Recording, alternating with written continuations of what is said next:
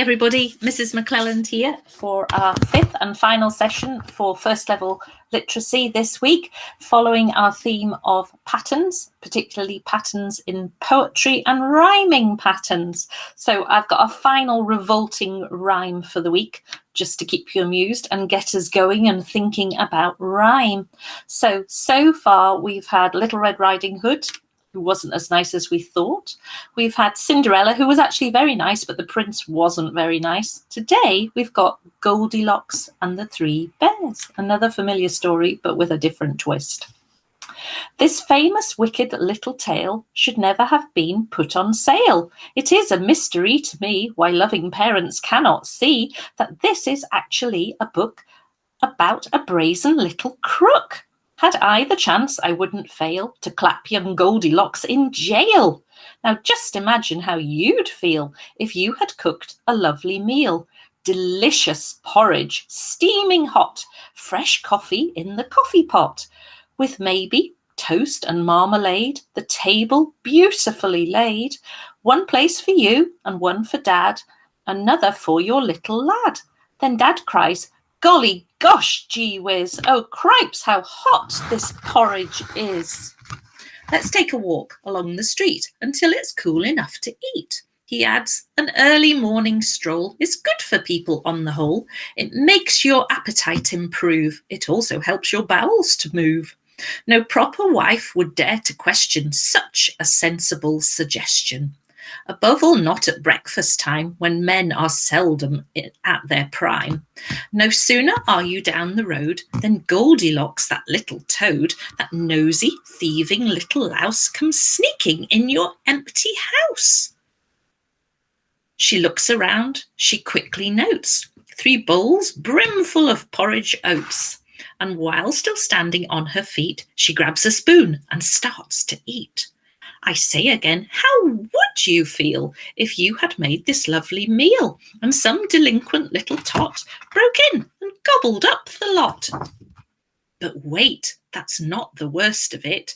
Now comes the most distressing bit. You are, of course, a house-proud wife, and all your happy married life you have collected lovely things like gilded cherubs wearing wings and furniture by Chippendale, bought at some famous auction sale.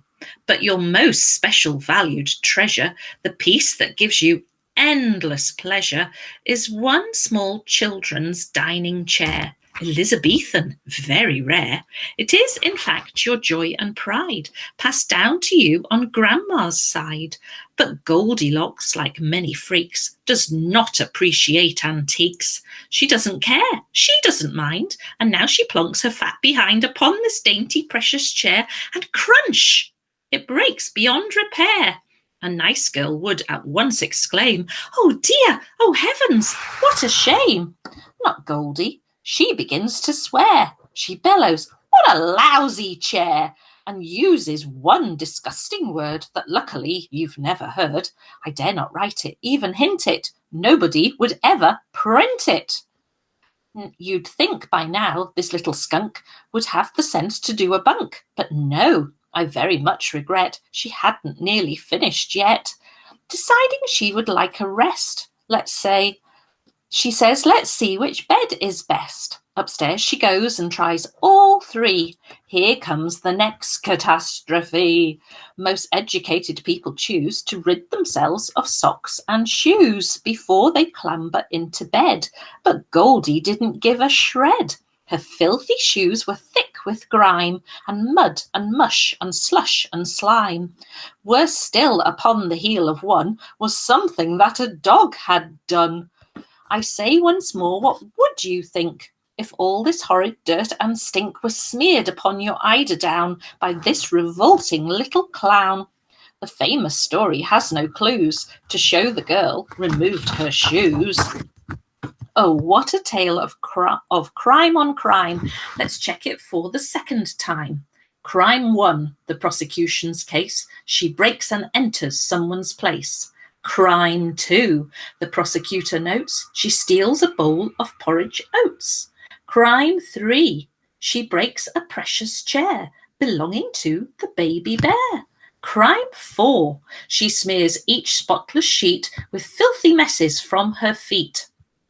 A judge would say without a blink, 10 years hard labour, in the clink. But in the book, as you will see, the little bear gets off scot-free.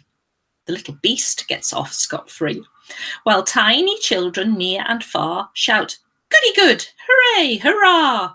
Poor darling Goldilocks, they say, thank goodness that she got away. Myself, I think I'd rather send young Goldie to a sticky end. "Oh, Daddy," cried the baby bear, "my porridge gone, it isn't fair."